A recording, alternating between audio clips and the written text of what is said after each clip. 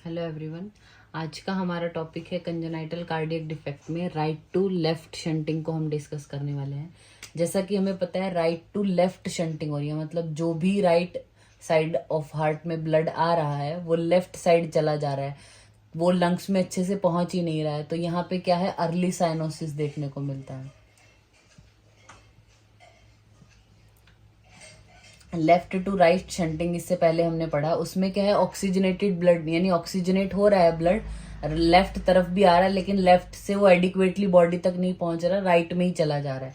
तो यहाँ पे साइनोसिस इतनी जल्दी आपको देखने को मिलेगा ही नहीं यूजुअली, लेकिन राइट टू लेफ्ट शंटिंग में क्या है, लंग्स के पास एडिक्वेटली पहुंच ही नहीं पा रहा, तो मतलब वो ऑक्सीजनेट हो ही नहीं पा रहा है, तो अर्ली साइनोसिस देखने को मिलेगा। मतलब बच्चे में क्या आपको जो फिंगर टिप्स हैं, टो टिप्स हैं, पॉलीसाइथीमिया देखने को मिलेगा ऐसे बच्चों में, और अर्ली साइनोसिस। इसमें राइट टू लेफ्ट शंटिंग में हमारे पास दो हैं, tetralogy of Fallot and transposition of the great arteries. पहले हम डिस्कस करते हैं टेट्रालॉजी ऑफ फेलोट को। ये क्या है, 5% है, जो भी कंजेनाइटल कार्डियक डिफेक्ट है उसमें से 5% इसमें आते हैं। Most common cyanotic congenital heart disease है, मतलब जिसमें साइनोसिस डेवलप होता है वो मोस्ट कॉमन ये है। इसके अलावा इसमें इंक्लूड होती हैं 4 चीजें, जैसा कि नाम से ही सजेस्ट हो रहा है, हमारे टेट्रा यानी 4 चीजों का कॉम्बिनेशन है ये। तो इसमें क्या होगा, जो पल्मोनरी आर्टरी है, pulmonary stenosis, overriding aorta, right ventricular hypertrophy and ventricular septal defect, ये 4 चीजें एक साथ होती हैं। पल्मोनरी आर्टरी स्टिनोज्ड है, आयोर्टा ओवरराइडेड है, राइट वेंट्रिकुलर की हाइपरट्रॉफी और वेंट्रिकुलर सेप्टल डिफेक्ट है due to anterior superior displacement of the infundibular septum. Clinical feature इसमें क्या आएंगे बच्चे में, राइट टू लेफ्ट शंटिंग है, जैसा हमें पता है राइट टू लेफ्ट शंटिंग होती है तो पल्मोनरी ब्लड फ्लो कम हो जाता है। जब लंग्स में ब्लड जाएगा ही नहीं तो कहाँ जाने वाला है, वो पूरा अयोर्टा में, तो अयोर्टिक वॉल्यूम बढ़ जाता है, पल्मोनरी ब्लड फ्लो कम हो जाता है, राइट टू लेफ्ट शंटिंग होती है। और ये जो भी सिम्टम है, साइन एंड सिम्टम बच्चे में क्या आएंगे, वो इस पे डिपेंड करता है कि कितनी डिग्री पल्मोनरी ट्रंक है जो उसमें ब्लड जा रहा है, मतलब वो स्टिनोसिस कितना है। ये स्टिनोसिस जितना होगा उतना ही ब्लड नहीं पहुंच पाएगा लंग्स में, उसके अकॉर्डिंग सिम्टम आते हैं पेशेंट में।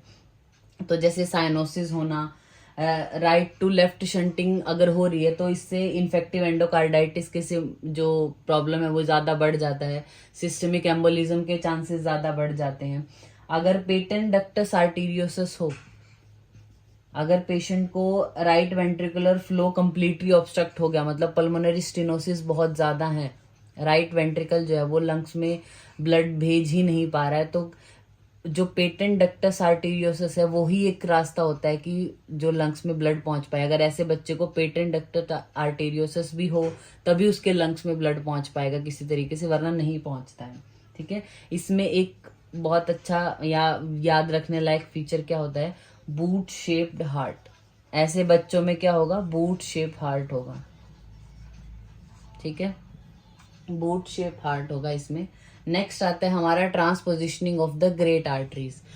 ट्रांसपोजिशनिंग का मतलब क्या है, एक्सचेंज हो जाती हैं जो ग्रेट आर्टरीज हैं। कैसे, जैसे पल्मोनरी आर्टरी जो है वो लेफ्ट वेंट्रिकल से अराइज होगी, जो हमारी अयोर्टा है वो क्या होगा, राइट वेंट्रिकल से अराइज होगी। कैसे, इसमें राइट एट्रियम है, राइट एट्रियम से राइट वेंट्रिकल में ब्लड गया, वहां से अयोर्टा में, अयोर्टा से पूरी बॉडी में, बॉडी से फिर से राइट एट्रियम में, और इधर लेफ्ट एट्रियम का ब्लड कहाँ गया, लेफ्ट वेंट्रिकल में, वहां से पल्मोनरी आर्टरी, पल्मोनरी आर्टरी से लंग्स, लंग्स से फिर से ब्लड में। मतलब ये दोनों सर्कुलेशन जो है वो मिक्स ही नहीं होते हैं। तो अब आप खुद सोचिए, जब ये मिक्स ही नहीं होंगे तो बच्चे का बचना कितना ज़्यादा मुश्किल हो जाएगा, मतलब वो बच सर्वाइव ही नहीं कर सकता। तो कंपेटिबल ही नहीं है ये सिचुएशन अगर ये दोनों ट्रांसपोजिशनिंग हो जाए, क्योंकि जो राइट से आ रहा है वो एओर्टा से पूरी बॉडी में इधर ही घूम रहा है, लेफ्ट वेंट्रिकल से पेट ये पल्मोनरी आर्टरी से फिर लंग्स में इधर ही घूम रहा है, दोनों जो सिस्टम है वो मिक्स ही नहीं हो रहे हैं, तो सस्टेन करना लाइफ को बहुत मुश्किल हो जाता है। अब अगर ऐसे बच्चे में वेंट्रिकुलर सेप्टल डिफेक्ट हो, पेटेंट फोरामेन ओवेल हो, और पेटेंट डक्टस आर्टीरियोसस हो तब वो थोड़ा बहुत लाइफ को सस्टेन कर सकता है, वरना वो लाइफ को सस्टेन नहीं कर सकता। क्लिनिकल फीचर जो है वो इस पे डिपेंड करते हैं कि शंटिंग कितना ज्यादा हुआ है, मतलब ये जो शंटिंग हुआ है ये अलग हो गए हैं, ये कितने मैग्नीट्यूड का, उसके अकॉर्डिंग सिम्टम आते हैं पेशेंट में। टिश्यू हाइपोक्सिया मिलेगा, और इस पे भी डिपेंड करता है कि राइट वेंट्रिकुलर, क्योंकि जो आयोर्टा में हमने ब्लड भेजना है वो बहुत प्रेशर से जाता है, तो लेफ्ट जो राइट वेंट्रिकल है वो उतना प्रेशर झेल भी पाएगा या उतना प्रेशर दे भी पाएगा या नहीं, उस पर डिपेंड करता है। ठीक है, तो ये है हमारा राइट टू लेफ्ट शंटिंग के defect, tetralogy of Fallot and transpositioning of the great arteries. Next हम पढ़ेंगे malformation causing obstructions. Thank you.